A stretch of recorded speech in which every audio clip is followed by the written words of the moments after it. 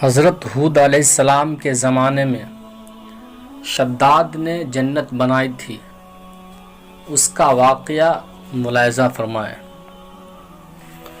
قوم عاد کا مورث اعلیٰ یعنی سب سے بڑا و پہلا شخص جس کا ورثہ اس کی اولاد کو ملے،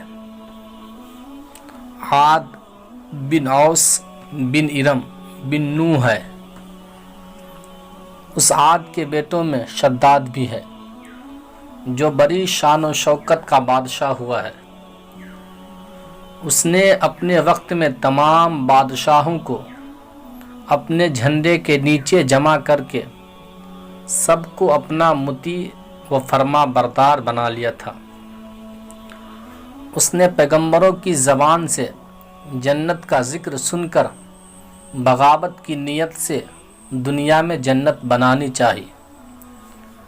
اس ارادے سے اس نے ایک بہت بڑا شہر بنایا جس کے محل سونے چاندی کی اینٹوں سے تعمیر کیے گئے اور زبرجد اور یاقوت کی قیمتی پتھروں کے ستون ان کی عمارتوں میں نصب یعنی فٹ کیے گئے۔ مکانوں میں ایسے فرش بنائے گئے کہ سنگریزوں یعنی پتھر کے کنکروں کی جگہ قیمتی موتی بچھائے گئے۔ ہر محل کے گرد جواہرات سے پر نہریں جاری کیے گئے۔ قسم قسم کے درخت کے سائے لگائے گئے۔ الغرض اس باغی و سرکش نے اپنے خیال سے جنت کی تمام چیزیں اور ہر قسم کی عیش و عشرت کے سامان اس شہر میں جمع کر دیے۔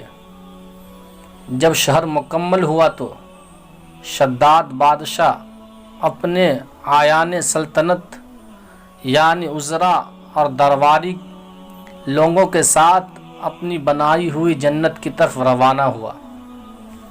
جب ایک منزل کا فاصلہ باقی رہ گیا تو آسمان سے ایک خوفناک آواز آئی جس سے اللہ پاک نے شداد اور اس کے تمام ساتھیوں کو ہلاک کر دیا اور وہ مر گئے اور وہ اپنی بنائی ہوئی جنت کو دیکھ بھی نہ سکا۔